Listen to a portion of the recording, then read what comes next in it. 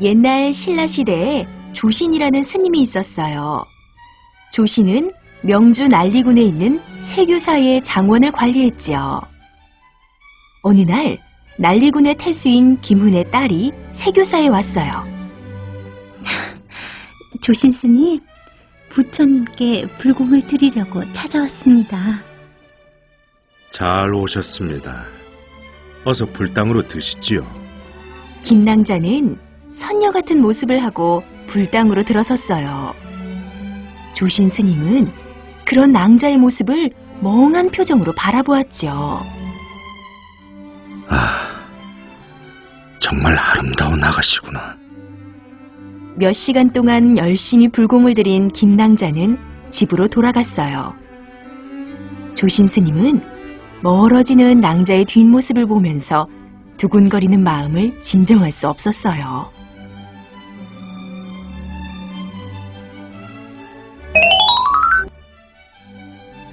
그날 밤 조신은 쉽게 잠들 수 없었어요. 왜 이렇게 내 마음이 두근거리는 거지? 난 중의 신분인데 여자를 마음에 품게 되다니. 이래서는 안 돼. 마음을 다잡자. 그날부터 조신은 더욱 불경 공부에 힘을 썼어요. 김낭자의 모습을 지우기 위해 몸부림을 쳤죠. 그러나 날이 갈수록 김낭자의 아름다운 모습은 더욱 뚜렷하게 떠올랐답니다. 그녀를 다시 한 번만 만날 수 있다면 얼마나 좋을까? 아니, 그녀와 혼인할 수 있다면 얼마나 좋을까? 조신은 어느새 스님의 신분을 버릴 생각까지 했어요. 그러고는 날마다 낙산사 관음보살 앞에 나아가 그녀와 함께 살게 해달라고 빌었죠.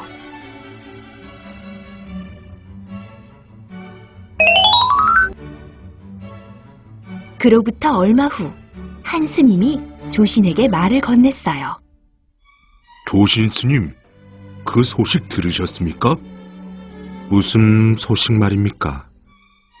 이 절에 가끔씩 왔던 김은태수의 따님 말입니다. 아, 김낭자를 말씀하시는 것이군요. 그분이 왜요? 아유, 얼마 전에 귀족집 아들에게 시집을 갔다는군요. 그게 정말입니까? 스님의 말에 조신의 얼굴빛이 하얗게 질렸어요. 조신은 하늘이 무너지는 것만 같았어요.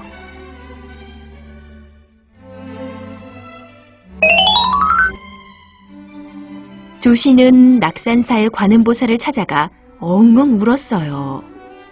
관음보살님, 정말 너무하십니다. 제가 그렇게 기도를 드렸는데 어찌하여 제 소원을 들어주시지 않는 것입니까? 전 이제 어찌 살아야 합니까? 조신은 관음보살을 원망하며 밤새도록 울고 또 울었어요. 그런데 그때 한 여인이 조신에게 다가왔어요. 조신은 깜짝 놀라 소리를 질렀어요. 아니, 그대는 김낭자가 아니오. 꿈에도 그리던 김낭자가 조신의 눈앞에 나타났지요.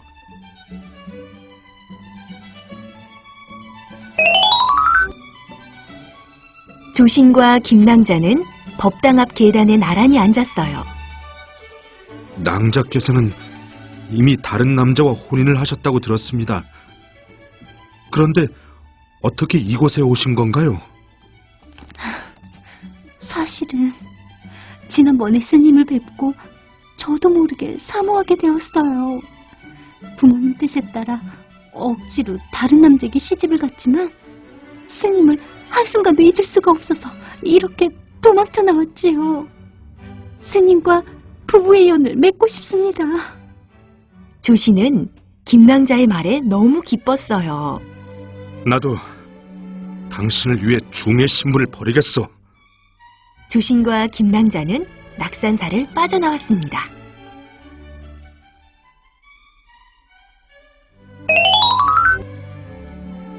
조신의 고향에 도착한 두 사람은 집을 짓고 그곳에서 살았어요. 낭자와 함께 사는 게 꿈인지 현실인지 모르겠구려. 저도 마찬가지입니다.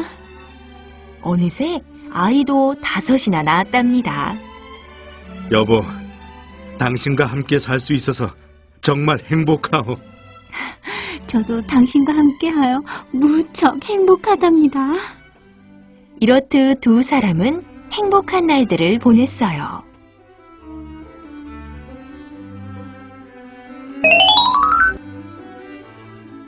하지만 조씨는 점점 가난에 쪼들리게 되었어요. 집안에 쌀 한 톨 남지 않게 되었죠. 아버지, 배고파요. 어린 아이들은 매일같이 울면서 보챘어요. 그럴 때마다 조신과 김낭자의 마음은 찢어질 듯이 아팠지요.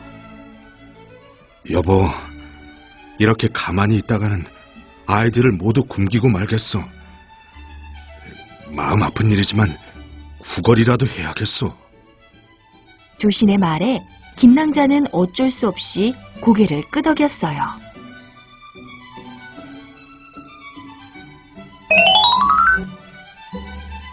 그날부터 부부는 아이들과 함께 구걸을 하기 시작했어요.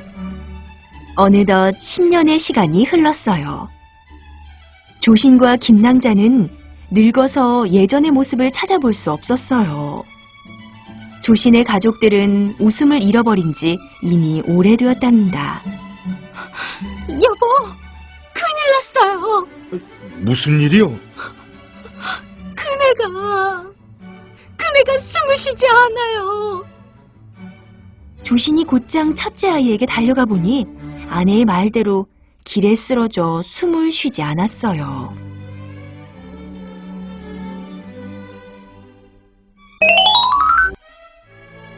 아이는 오랜 굶주림으로 세상을 떠나고 말았지요.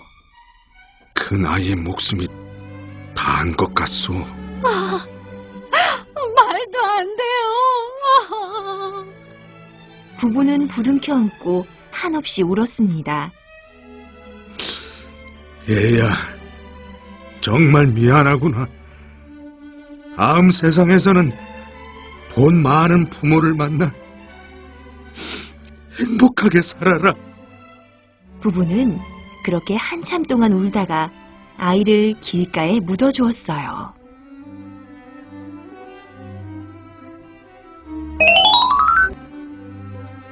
얼마 후 조신의 아내가 말했어요. 여보, 큰아이가 생각나서 이곳에서 더는 못 살겠어요. 나도 그렇다. 우리 다른 마을로 이사를 갑시다. 조신 부부는 아이들을 데리고 우곡현이란 곳으로 갔어요. 그들은 그곳에서도 구걸을 하며 살아야 했지요. 이제 늙고 병든 부부는 구걸할 기운조차 없었답니다. 그 모습을 안쓰러워하던 딸아이가 그릇을 집어들었어요.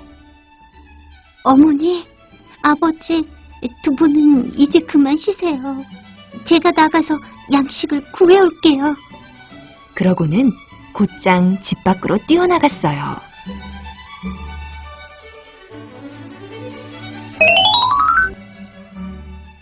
조신의 딸은 근처 마을로 구걸을 나갔어요. 밥 좀 주세요. 그때 조신의 딸 옆을 지나가던 마음씨 좋게 생긴 아주머니가 혀를 차며 말했어요. 에휴, 날 따라오렴. 마침 남은 밥이 있으니 그걸 주마. 아주머니는 그릇 한가득 밥을 담아주었어요. 아이는 아주머니에게 감사의 인사를 하고 집으로 향했지요.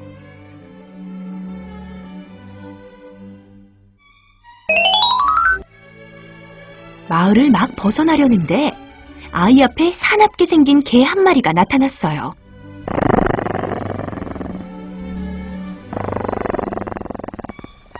그러고는 순식간에 아이의 팔을 물고 말았지요. 아이는 피를 흘리며 집으로 갔어요. 아이의 울음소리에 놀란 부부는 얼른 집 밖으로 뛰어나왔어요. 이게 어찌된 일이냐? 아이는 겁에 질린 표정으로 그 일을 이야기했어요. 조신 부부는 가슴이 무너지는 것 같았어요.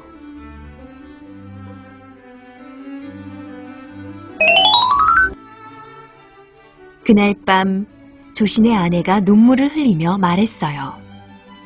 당신과 만나 행복했지만 당신은 스님의 길을 가야 했고 저는 다른 남자와 살아야 했어요. 아무래도 이쯤에서 그만 헤어지는 것이 좋을 것 같습니다. 이대로 함께 있으면 모두 죽고 말 거예요. 잠시 후 아내의 말을 듣고 고민을 하던 조신이 입을 열었어요. 당신과 헤어져야 하는 건 가슴 아픈 일이지만 당신의 생각이 그렇다면 다르겠어.